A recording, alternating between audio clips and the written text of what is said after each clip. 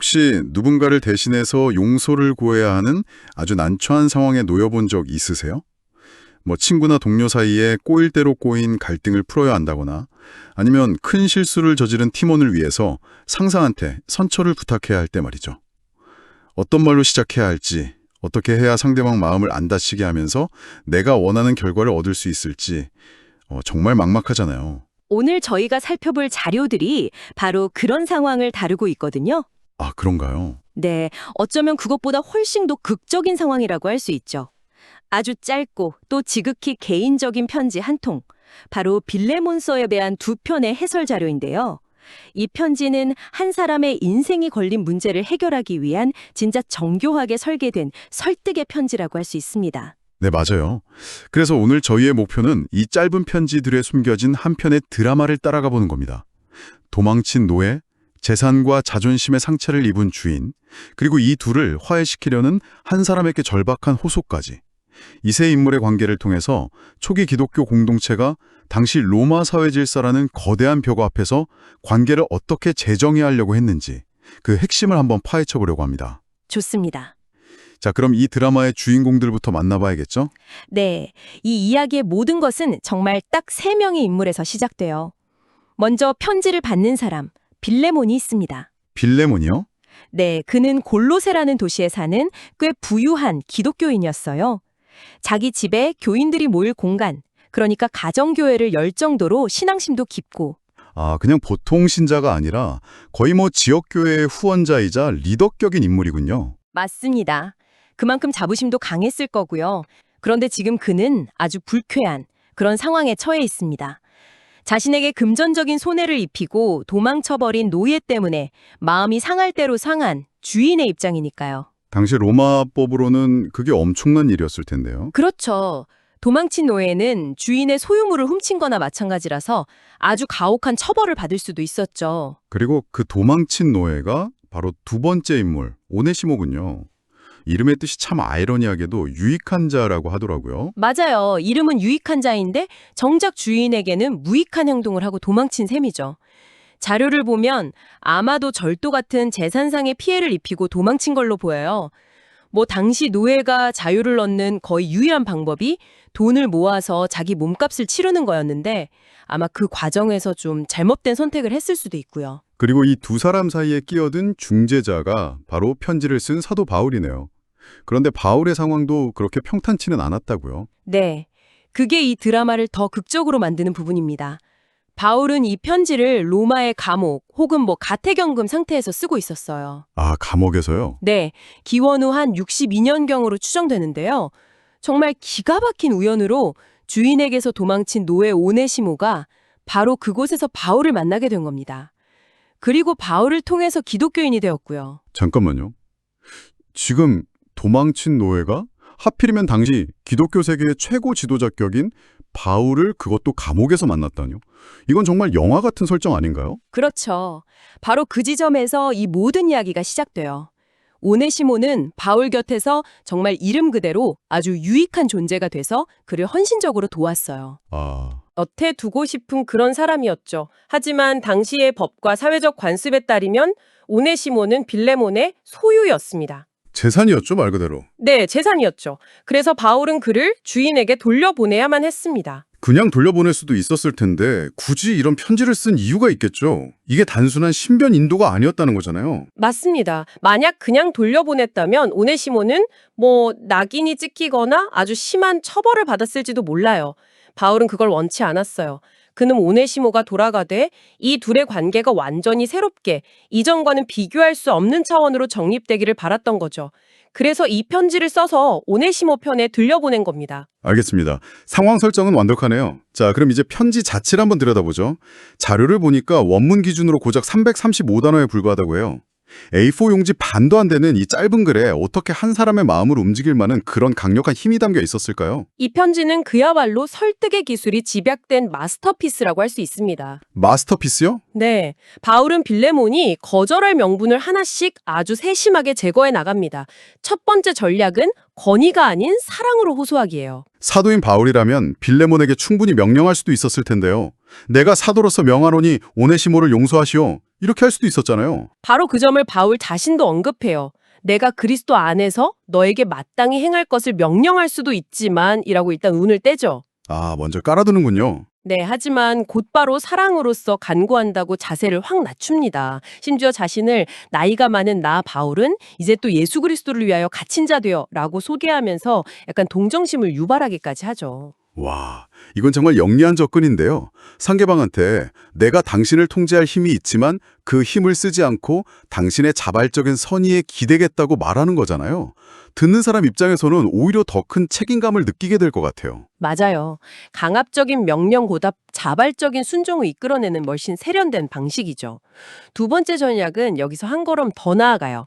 바로 강력한 감정적 유대감 형성입니다. 바울은 오네시모를 그냥 내 노예라고 부르지 않아요.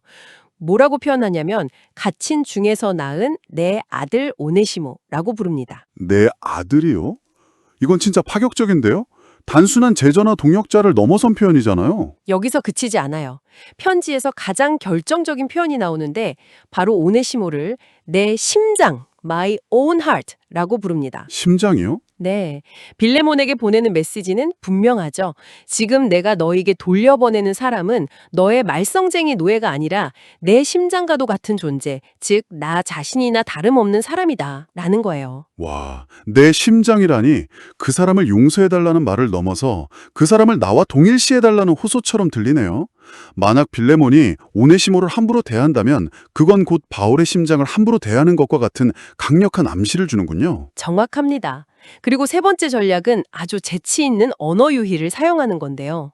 그 이름 가지고 한 거요. 네, 아까 오네시모의 이름 뜻이 유익한이라고 했잖아요. 바울이 이 점을 놓치지 않아요. 그가 전에는 너에게 무익하였으나 아크레스토스, 이제는 나와 너에게 유익하게 되었으니 유크레스토스라고 말합니다. 헬러어 원문으로는 발음도 비슷한 단어를 사용해서 말장난을 한 거군요. 재밌네요. 네, 이건 단순한 말장난이 아니라 그의 존재가 그리스도 안에서 근본적으로 변화했다는 것을 극적으로 보여주는 장치예요.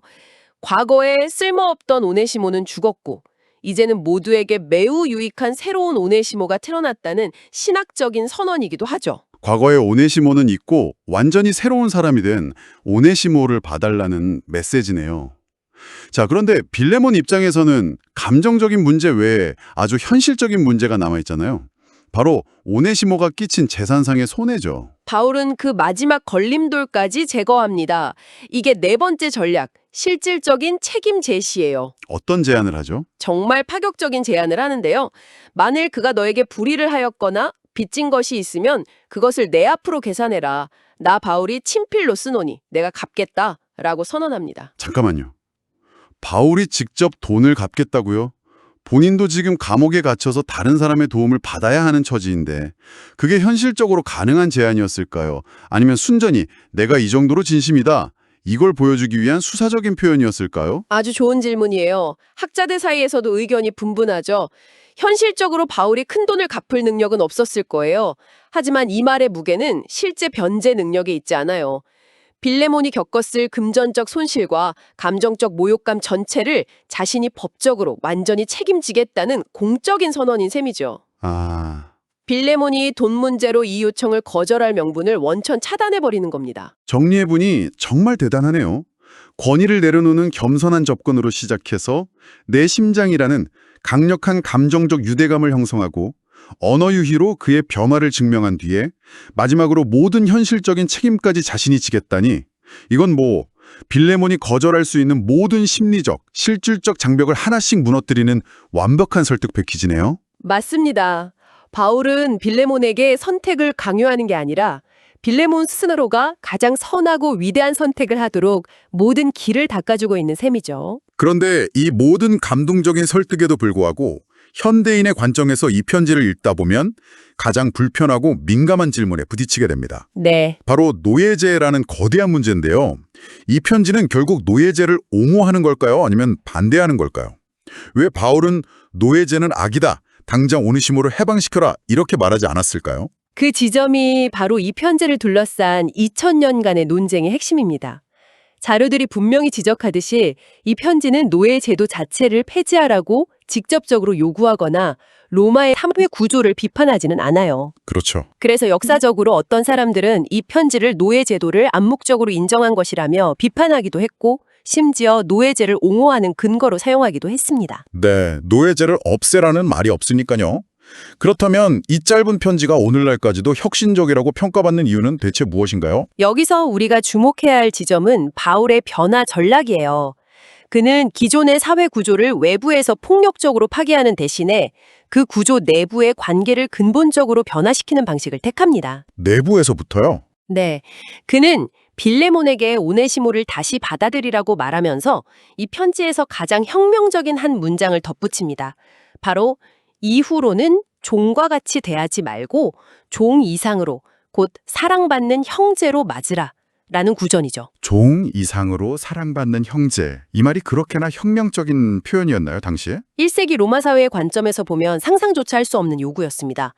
당시 법과 사회 통념상 노예는 말하는 도구, 즉 주인의 사유재산이었거든요. 아, 사람이 아니었군요. 네, 가족이 될 수 없었고 법적 권리도 거의 없었죠. 그런데 바울은 그 재산을 향해 형제라고 부르라는 겁니다. 법적으로는 여전히 주인과 노예 관계일지라도 그 관계의 본질을 완전히 뒤엎으라는 요구였죠. 아, 그러니까 이건 법률 조항을 바꾸는 사회혁명이 아니라 한 인간을 바라보는 관점을 바꾸는 관계의 혁명이군요. 사회 시스템이라는 하드웨어는 그대로 두되 그 안에서 돌아가는 인간관계라는 소프트웨어를 완전히 새로운 버전으로 교체하라는 거네요. 적막한 비유입니다. 바울은 주인 노예라는 로마 사회의 운영체제 위에 그리스도 안에 형제라는 새로운 프로그램을 설치한 거예요. 당장은 노예제가 유지되는 것처럼 보이지만 한 사람이 다른 사람을 재산이 아닌 형제로 보기 시작하는 순간 노예제라는 시스템의 근간인 인간의 도구와는 내부에서부터 붕괴되기 시작하는 거죠. 그 씨앗을 심인 겁니다. 자, 그렇다면 이 모든 이야기가 우리에게 말해주는 더 큰 그림은 무엇일까요?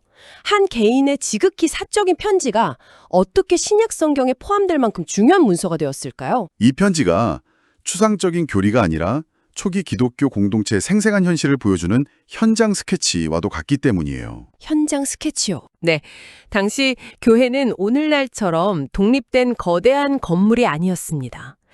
자료에서 언급된 폼페이 유적 연구에서도 드러나듯 대부분 빌레몬의 집과 같은 유력 신자의 개인주택에 모이는 작은 가정교회 형태였죠. 그렇다면 그 공간 안에는 정말 다양한 사람들이 섞여 있었겠네요.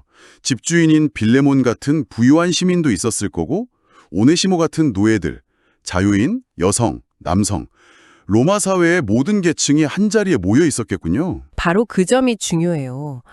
그런 공동체 안에서 빌레몬과 오네시모 같은 갈등은 필연적으로 발생할 수밖에 없었을 겁니다.